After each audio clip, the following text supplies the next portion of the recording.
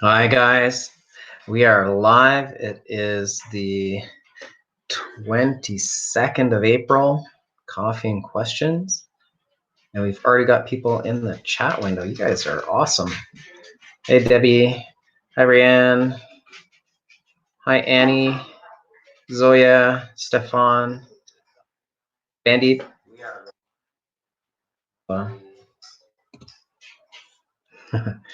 That was my other window open. Yeah. Sorry about that. Hopefully I managed to mute that before we got any feedback. How's everyone doing today? Does everyone have their coffee? Miss Mac is here. How are you? Sorry, Sensei Julie is coming. She's on the phone with my mom. I tried to get off 15 minutes ago. You know how that goes.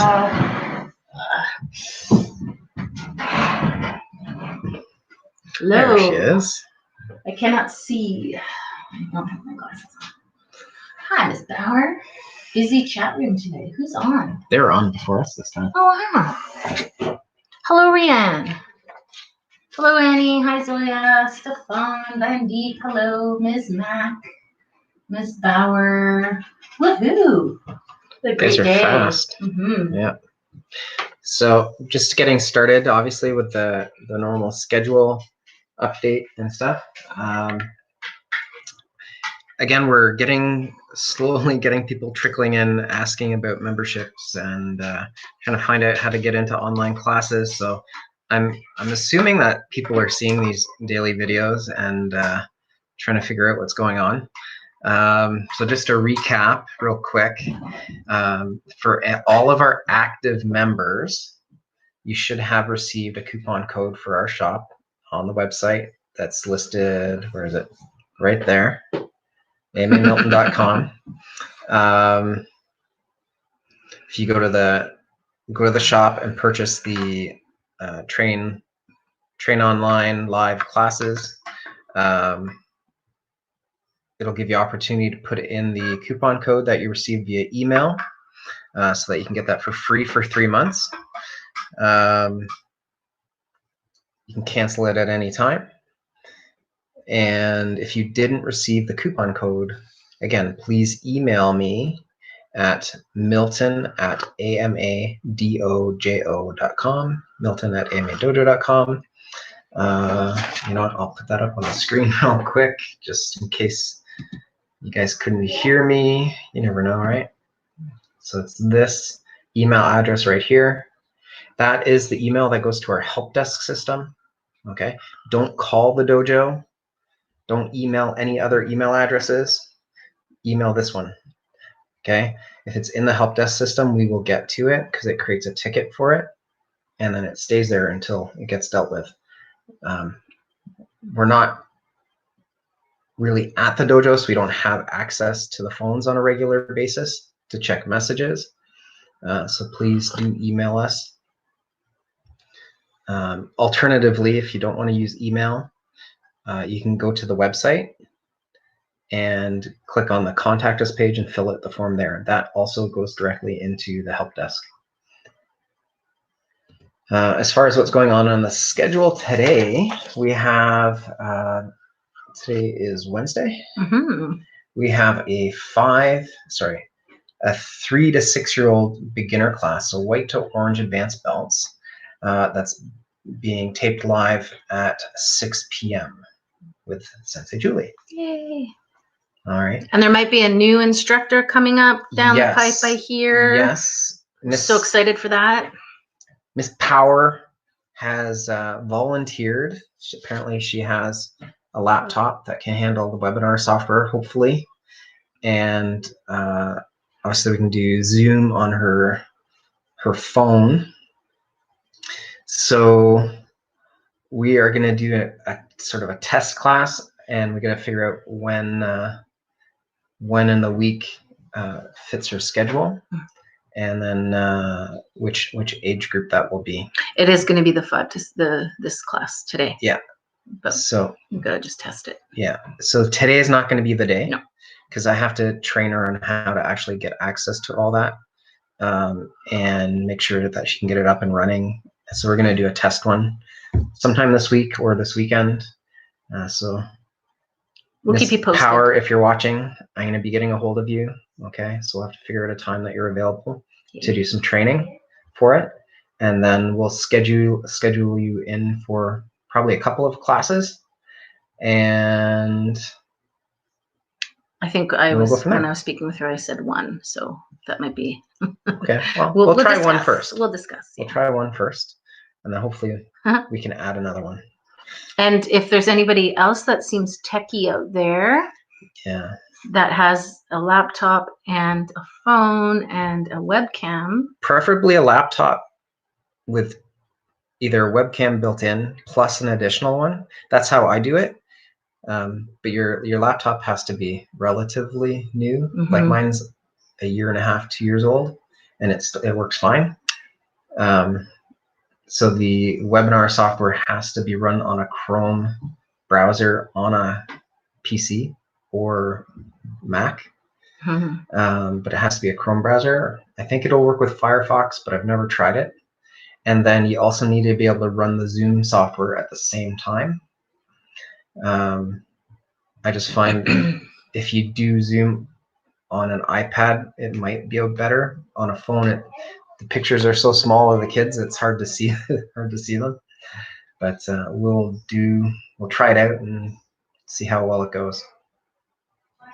But if you have that kind of technology available and you want to teach a class, if you normally teach classes, then we will give you a try. And then tomorrow on the schedule I'm teaching a 10 to 13-year-old beginner class at 5 p.m. And then Mr. Dunn teaches the 6 o'clock 3 to 6-year-old beginner class again. Okay. And I should mention tonight, 7 p.m. is it's Earth Day. So in honor of Earth Day, I am doing a free global guided healing meditation for the planet. So there's a huge group of people, millions of people across the globe that are coming together through various organizations like myself, where we are gathering people together to do these healing meditations to shift people out of their doom and gloom and into some more positive sense of well-being and healing. And when we do that, the planet gets affected. So in our Facebook group, you can find a link. If that interests you, you just have to show up and share your positive energy and your positive intention. And I guarantee you're going to feel different at the end of it. So I'd love to have more people on that live if possible. What time is that? 7 p.m. So 7 p.m. on this YouTube channel. Now, we are looking at potentially Senpai Creighton has her own YouTube channel now. Sensei Creighton has her own YouTube channel now for her meditation site. So we applied for live broadcasting on it, and they said 24 hours, but I haven't been back since. So I thought I need 100 subscribers. It might work. It might work. I don't know. So we're working on it. Even if she doesn't, what we might do with you guys, if you can, go to her channel and just subscribe to it anyway, because she needs 100 subscribers before she can personalize her link to put her name in instead of it just being numbers. A long list of numbers. Yeah, it's a really bad looking link right now. So we want to get that changed, but we need subscribers for that. Yes, we need 100. Mine, I got lucky because I did mine like he always gets grandfathered in. When YouTube was new, I signed up when I first got the dojo, and they let me put in a vanity name. So we have Milton AMA. I think I messed it up, 10 years ago and did AMA Milton and then lost that account somehow, and then went back and I reapplied again and it was taken. So I did Milton AMA. So it might be my own fault. I don't know. But anyway, so since the new rules have come out, I've grandfathered in on this channel. Oh, we got some questions. Awesome.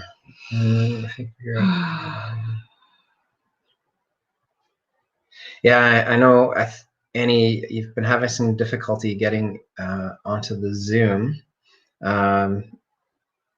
as long as you can see me, I mean, that's the most important part, because then you can follow along. I'm not sure why your camera doesn't show you to me. I'll have to experiment with that. So somebody said that if they open their camera and mic in the webinar, it doesn't always transfer to the Zoom.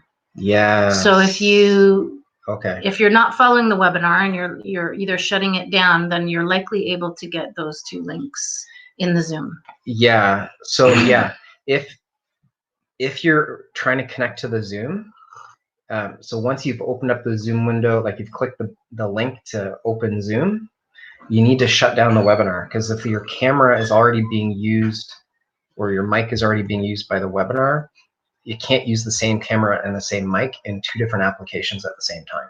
Yeah, tricky that way. So check that next time.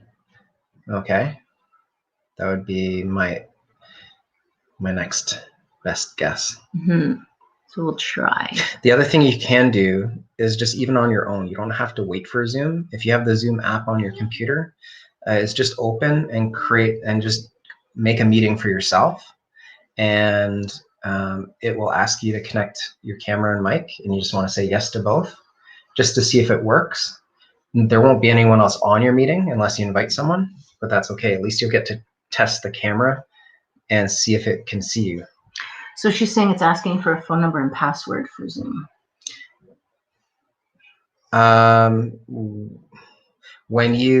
It's asking you for a phone number when you log into Zoom or to connect to a meeting. She says it here. There's a 9-digit, well, it's a 3-section. It's usually 10 digits, but because so many people are using it, they can be a little bit more. It's not actually a phone number. It's a meeting ID. And then the password. If you use the link that's in the Zoom, it has the password encrypted into it. So like a copy paste? And you just click the button. Oh. Then the URL has it in. I have started in the chat window for the webinar typing in the meeting ID and the password in there. Again, I'm not going to say it now on because this is not protected on YouTube. But in the chat window on the webinar, from the last two that I did that you're on, I had typed in the meeting ID. It's not a phone number. It looks like a phone number, but it's not. And a password underneath that. You can try it that way. Again, my suggestion would be try and create your own Zoom meeting and just make sure that your camera actually works. Cool. Because you should be able to see yourself on your screen that way. And then if that works and you still can't get your camera up on ours when we do the meeting, then that's something else we'll have to look at.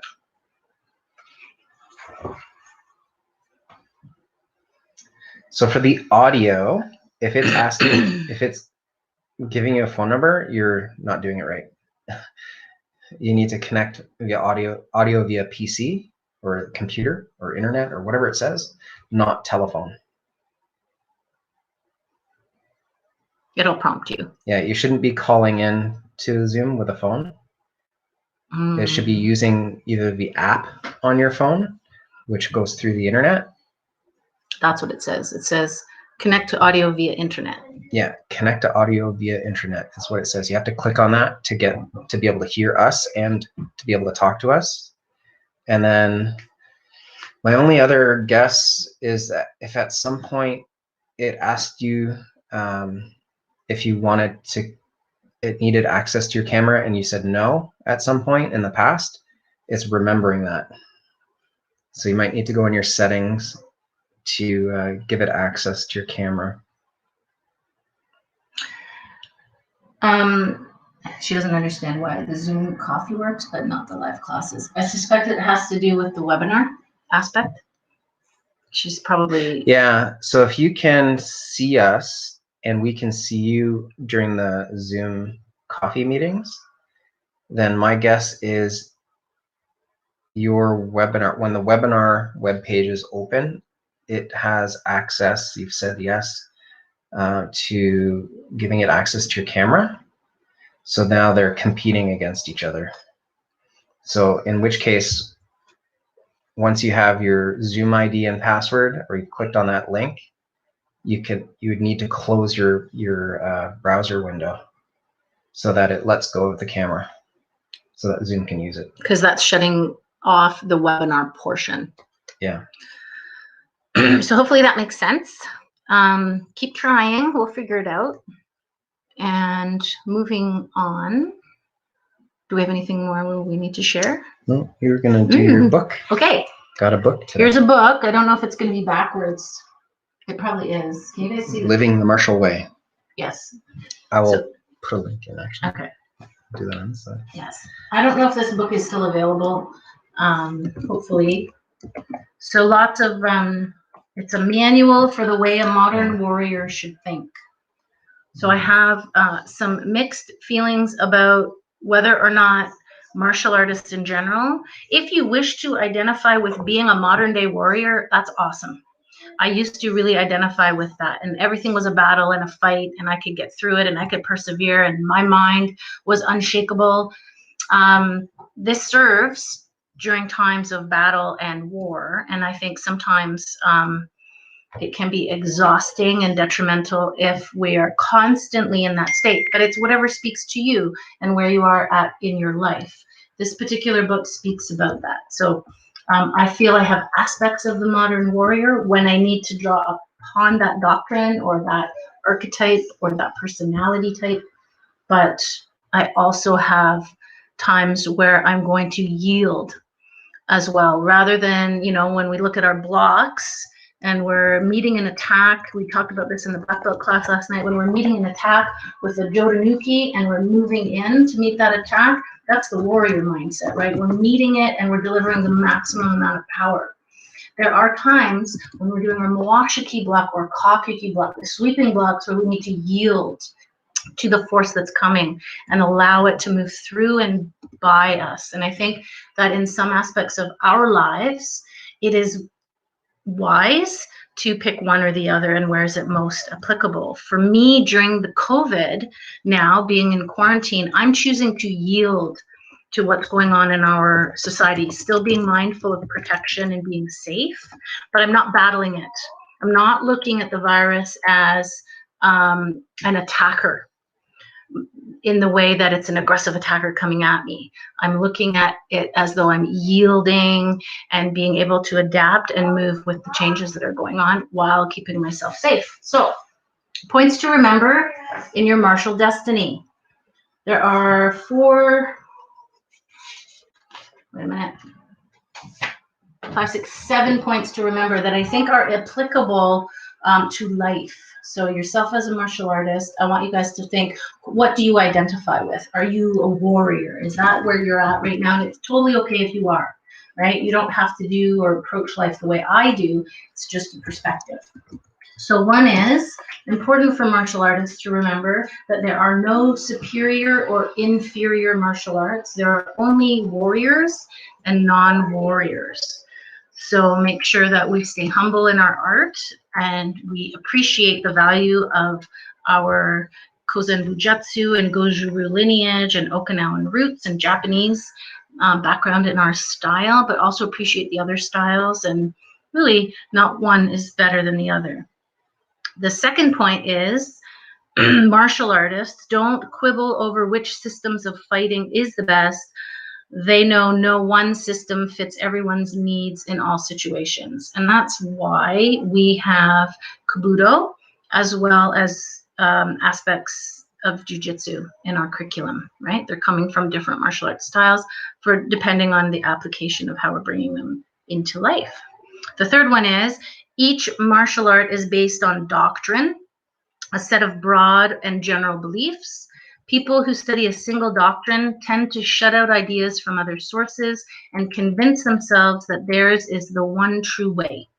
They become slaves to the very doctrine they profess. So that's really applicable to our art, but also to life. Keeping a broad mind and an open mind for other modalities, other philosophies is always very useful.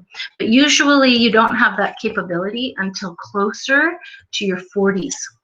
So if you are minded that way younger, that's a benefit to you. But through the wisdom and maturation process, it's kind of like within your 40s that you're going to get that concept. The next one is choosing which doctrines to follow not only determines what art you're going to study, it drives how you'll develop your strategy and tactics. So you can apply that to life. Okay? So how are you going to apply these concepts to your life? The next one is choose each martial doctrine by analyzing the threat that you're most likely to face, evaluating the physical and emotional assets, then selecting the doctrine that best fills your needs. So the final ingredient to all of this is integration. So as you develop your skills from your training, how are you going to learn to integrate them into your life? And where are you going to apply them conceptually and maybe physically? So the result should be that you become smoother in your life, smoother as somebody that battles situations or yields to them, and that you can be effective at all ranges of attack, philosophical attack or physical attack. So my question to you guys to think about for next time is, and I want you to think outside the box. The skills that you feel you've developed in your martial arts training, depending on, and it doesn't matter where you are in your training, how have you taken what you've learned from the concepts of training and applied it to your life? Or how do you feel you could if you haven't yet? So that's the question. And maybe we can chat about that tomorrow. And if you're interested in getting a copy of the book, I did post a link to it on the Amazon site. They have a paperback. It's like $22, and then there's a Kindle edition too for $10. So it's a good read. It's a good read. Yeah. Cool. Any questions about that? Is it food for thought?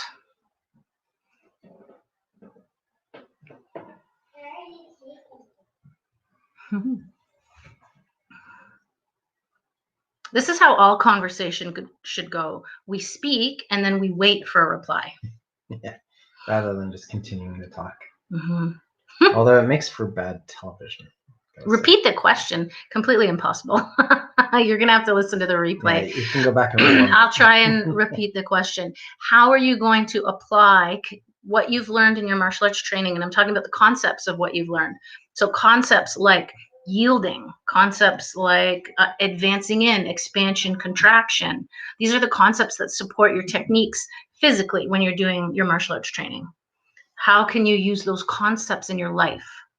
Have you used them in the past? Or how can you use them in the future if this is a new way of thinking for you? So it's very philosophical. So I hope that clarifies. And I don't want obvious answers. There's obvious answers, especially from black belts. Think outside your box. Stuff you're willing to share. Go a little deeper. Mm-hmm. Right. I mean, ultimately, a martial artist is an artist of life, right? So it's not just about, kicking and punching. It's about taking the philosophy and applying it to your everyday life. And even from a self-defense aspect, applying a self-defense mindset to everyday situations. Mm-hmm. So for instance, I mentioned that I'm choosing to yield to what's going on with the coronavirus and the lockdown, and that's providing me a lot of mental relief. So I'm not getting bogged down with the negativity of it all. The other thing I'm doing is applying the mindfulness aspect of the martial arts by providing these guided healing meditations. It makes me have to do the practice of meditation while I'm guiding others doing it, so I'm creating a service as well. So this is all part of yielding to the process. So that's one example. And the other one is I'm choosing really not to always look at myself as a modern warrior. There's a lot of resistance when we bash and smash things, and that's what that means to me. So there's a lot of metaphorical ways of looking at yourself and the training. That's okay, Annie. just kind of go back a little bit or forward. Yeah, it'll be saved Yeah. on the YouTube channel, so you can go back and watch again. And like I said, get the book. It's a good read. If you have, well, Kindle will work on any device. You just download their app for free, and it's $10 for the book. It's cheap. And to quote Shihan, he says, if we joined karate for self-defense and only self-defense, buy a gun. Not that we can really buy a gun for self-defense in Canada, but that's the metaphor. You don't need to be training a lifetime or even 5 years or 2 years in order to learn self-defense. There's a lot of quick ways to prepare for that. So why are you training? Yeah. There's a whole other reason. Yeah. Right. When you think conceptually in Canada, especially in Milton, I mean, when you think about the demographics of the population in Milton, we're very unlikely to need physical self-defense in our lifetime. Yep. Maybe 1 or 2 times. Hopefully never. And chances are never. So how do the concepts of the training, mentally and physically, apply to how you handle stress at the workplace? How do you handle not being at the workplace and the stress from that? How do you interact with other people? How are you growing? How are you growing as a person? What are you doing to set goals, right? Martial arts is a huge goal-setting instruction platform, right? Which is why it's awesome for kids. And, I'm a little disappointed that more parents aren't getting their kids in the online classes, because martial arts is a perishable good. If you don't practice, you will start to forget, right? And it's not just the physical, right? When we're outside of our daily structure of life, like we used to be, we also start to forget the other habits, right? Of making sure you set your daily goals. What are you creating a checklist of things that you want to accomplish in the day so that you're being productive, right? We start forgetting what day of the week it is. And as a person, we start to regress, right? Becoming a non-productive person. Now, if you're working from home, then there's a forced function, which is great, right? But if you're in a situation where you're just off and not doing anything, you want to make sure that you're making yourself do something to stay on a schedule, to stay productive. Just even from a mental health perspective, that's going to be a huge bonus. But when we think about our kids and making sure that they're still on a schedule, if they're just sitting around playing video games all day long and into, the wee hours of the night, that does affect them. Yeah. Right? From a mental point of view. And health, physically. Yeah, and physical health, right? I mean, your body is a machine that's designed to move.